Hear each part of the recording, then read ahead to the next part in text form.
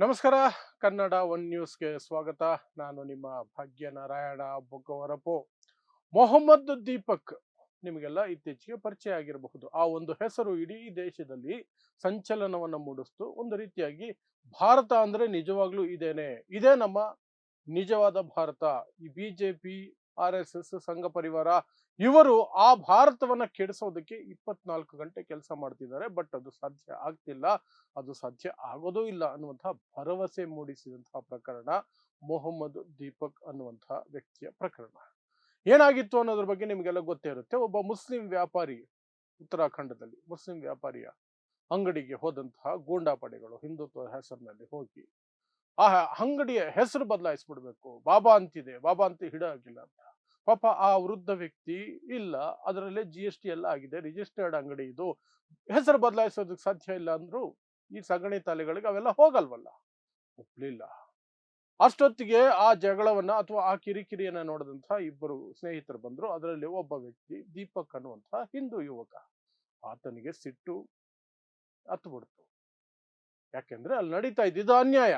ಒಬ್ಬ ವೃದ್ಧ ವ್ಯಕ್ತಿಯನ್ನ ಮುಸ್ಲಿಂ ಅನ್ನೋ ಕಾರಣಕ್ಕೆ ಈ ಹಿಂದುತ್ವ ಹೆಸರಿನಲ್ಲಿ ಹೋದಂತಹ ಗೂಂಡಾಗಳು ಆ ರೀತಿಯಾಗಿ ಟಾರ್ಚರ್ ಕೊಡ್ತಿದ್ರೆ ಆತನಿಗೆ ತಡೆಯಕ್ಕಾಗ್ಲಿಲ್ಲ. ಆತ ತಡೆದಿದ್ದಾನೆ.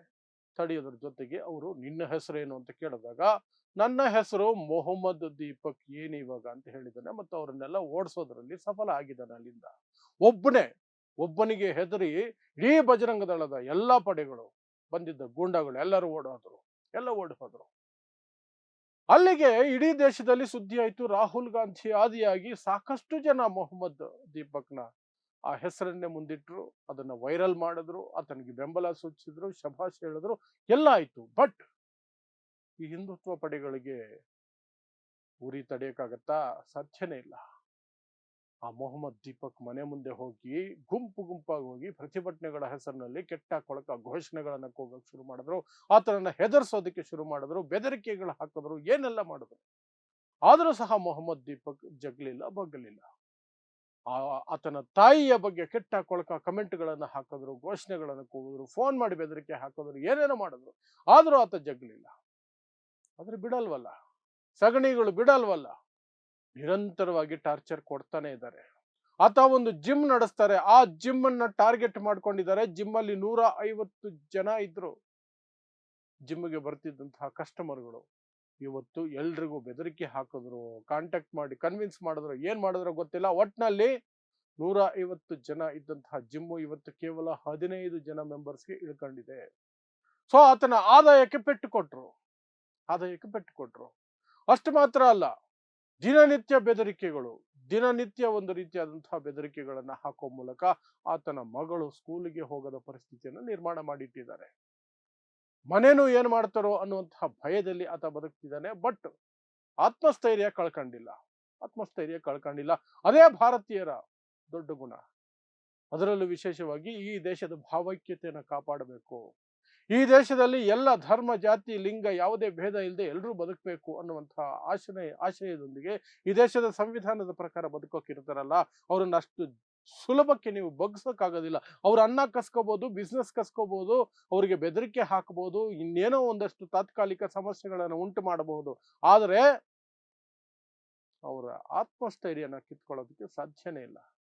ಅದೇ ಈ ದೇಶದ ನಿಜವಾದ ಶಕ್ತಿ. ಹಾಗಾಗಿ ಮೊಹಮ್ಮದ್ ದೀಪಕ್ ಇಷ್ಟೆಲ್ಲ ಆಗ್ತಿದ್ರು ಸಹ ಧೃತಿಗೆಟ್ಟಿಲ್ಲ. ಬೇಜಾರಲ್ಲಿರಬಹುದು, ಧೃತಿಗೆಟ್ಟಿಲ್ಲ. ಮತ್ತು ಅಲ್ಲಿ ಇಂತಹ ಸಂದರ್ಭದಲ್ಲಿ ಇಡೀ ದೇಶ ಹೊಗಳಿದ ಪ್ರಕರಣದಲ್ಲಿ ಆ ದೀಪಕ್ ಅನ್ನುವಂತಹ ವ್ಯಕ್ತಿಗೆ, ಮೊಹಮ್ಮದ್ ದೀಪಕ್ಗೆ ರಕ್ಷಣೆ ಕೊಡಬೇಕಾದಂತಹ, ಪ್ರೋತ್ಸಾಹ ಕೊಡಬೇಕಾದಂತಹ ಅಲ್ಲಿನ ರಾಜ್ಯ ಸರ್ಕಾರ ಉಲ್ಟಾ ಆತನ ಮೇಲೇನೆ ಕೇಸ್ ಮಾಡಿಟ್ಟಿದೆ. ಮೊಹಮ್ಮದ್ ದೀಪಕ್ ಮೇಲೆ FIR ಇದೆ ಈಗ. ಪುಷ್ಕರ್ ಧಾಮಿ ಅಲ್ಲಿನ ಮುಖ್ಯಮಂತ್ರಿ, ಪಕ್ಕಾ ಹಿಂದುತ್ವವಾದಿ ಮುಖ್ಯಮಂತ್ರಿ. ಬಜರಂಗ ದಳ ಆಗ್ಲಿ ಯಾವುದೇ ಹಿಂದುತ್ವ ದಳಗಳು ಏನೇ ಮಾಡಿದ್ರು ಅದನ್ನ ಹಾಗೇ ತೇಲಿಸಿ ಬಿಡುವಂತಹ ಮನಸ್ಥಿತಿಯ ಮುಖ್ಯಮಂತ್ರಿ ಇರೋದ್ರಿಂದ ಇಲ್ಲಿಯವರೆಗೆ ಮೊಹಮ್ಮದ್ ದೀಪಕ್ಗೆ ಖಾತರಿಯಾದಂತಹ ಸೆಕ್ಯೂರಿಟಿ ದೊರಕೋದಕ್ಕೆ ಸಾಧ್ಯ ಆಗಿಲ್ಲ.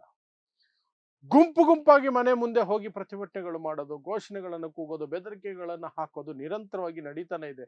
ಜಿಮ್ ಹತ್ರ ಹೋಗಿ ಗಲಾಟೆ ಮಾಡ್ತಾರೆ. ಜಿಮ್ ಮುಚ್ಚುವಂತಹ ಹಂತಕ್ಕೆ ಬಂದಿದೆ. ಕೇವಲ 15 ಜನ ಬಂದಿದ್ದಾರೆ, 15 ಜನ ಬರ್ತಿದ್ದಾರೆ ಈಗ.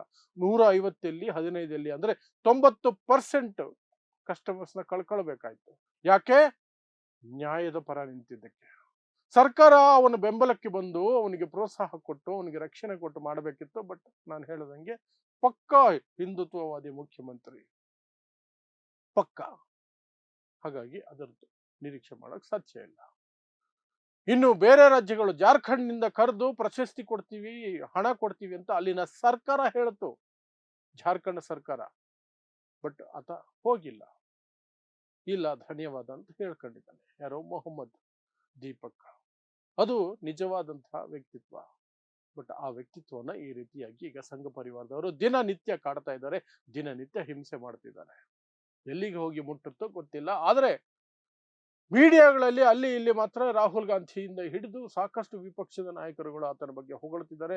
ಸಂಸತ್ತಿನಲ್ಲೂ ಸಹ ಅದು ಪ್ರಸ್ತಾಪ ಆಯಿತು. ಅಷ್ಟೆಲ್ಲ ಆಗ್ತಿದೆ. ಆದರೆ ಆತನಿಗೆ ಆಗ್ತಿರುವಂತಹ ನಷ್ಟ, ಅದಕ್ಕೆ ಸ್ಪಂದಿಸುವಂತಹ ಕೆಲಸವನ್ನ ವಿಪಕ್ಷಗಳು ಸಹ ಇಲ್ಲಿಯವರೆಗೆ ಮಾಡಿಲ್ಲ. ಇನ್ನು ಮೇಲೆ ಮಾಡ್ತಾರ ನೋಡಬೇಕು. ಯಾಕಂದ್ರೆ ಇವತ್ತು ತಾನೇ ಎಲ್ಲ ಸುದ್ದಿಗಳು ಬರ್ತಾ ಇರೋದು. ಈ ರೀತಿ ಆತನಿಗೆ ಆರ್ಥಿಕ ಸಂಕಷ್ಟವನ್ನು ತಂದಿಟ್ಟಿದ್ದಾರೆ, ಬೆದರಿಕೆಗಳ ನಡುವೆ ಬದುಕು ಹಾಗೆ ಮಾಡಿಟ್ಟಿದ್ದಾರೆ. ಮಗಳು ಸ್ಕೂಲ್ಗೆ ಹೋಗದಂತಹ ಪರಿಸ್ಥಿತಿ ನಿರ್ಮಾಣ ಆಗಿದೆ. ಇಡೀ ಕುಟುಂಬ ಭಯದಲ್ಲಿದೆ. ತಂದೆ ತಾಯಿ ದಿನ ಬೆಳಗಾದರೆ ದೂಷಣೆಗಳಿಗೆ ಒಳಗಾಗ್ತಿದ್ದಾರೆ ಅಂತ.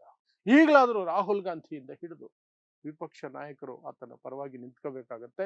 ಆಗ ಮಾತ್ರ ಈ ದೇಶದಲ್ಲಿ ನಿಜವಾಗ್ಲೂ ಸಂವಿಧಾನವನ್ನ ಎತ್ತಿ ಹಿಡಿಯುವಂತಹ ವ್ಯಕ್ತಿಗಳು ಧೈರ್ಯವಾಗಿ ಇನ್ನಷ್ಟು ಆ ಕೆಲಸವನ್ನ ಮಾಡೋದಕ್ಕೆ ಸಾಧ್ಯ ಆಗತ್ತೆ.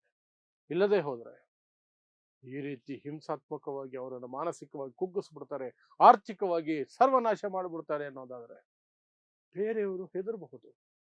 ಅವರಿಗೆ ಮನಸ್ಸಲ್ಲಿದ್ರೂ ಸಹ ಈ ದೇಶದ ಸಂವಿಧಾನದ ರಕ್ಷಣೆ ಮಾಡಬೇಕು, ಭಾವೈಕ್ಯತೆ ರಕ್ಷಣೆ ಮಾಡಬೇಕು ಅಂತ ಅವ್ರು ಹೋಗಿ ಮಾಡೋದು ಕಷ್ಟ ಆಗುತ್ತೆ. ಹಾಗಾಗಿ ವಿಪಕ್ಷಗಳ ಜವಾಬ್ದಾರಿ ಈಗ ಅದು, ವಿಪಕ್ಷಗಳ ಜವಾಬ್ದಾರಿ.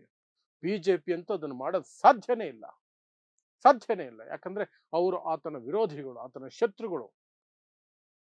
ಅವ್ರಿಗೆ ಏನಿದ್ರು ಸಹ ಮುಸ್ಲಿಮರನ್ನು ದ್ವೇಷಿಸುವವರು ಮಾತ್ರ ಒಳ್ಳೆಯವರು, ಅವರು ಮಾತ್ರ ದೇಶಭಕ್ತರು, ಅವರು ಮಾತ್ರ ಹಿಂದೂಗಳು. ಮಿಕ್ಕವರೆಲ್ಲ ದೇಶದ್ರೋಹಿಗಳು, ಹಿಂದೂ ದ್ರೋಹಿಗಳು, ಹಿಂದೂ ವಿರೋಧಿಗಳು, ಏನೇನೋ ಏನೇನೋ.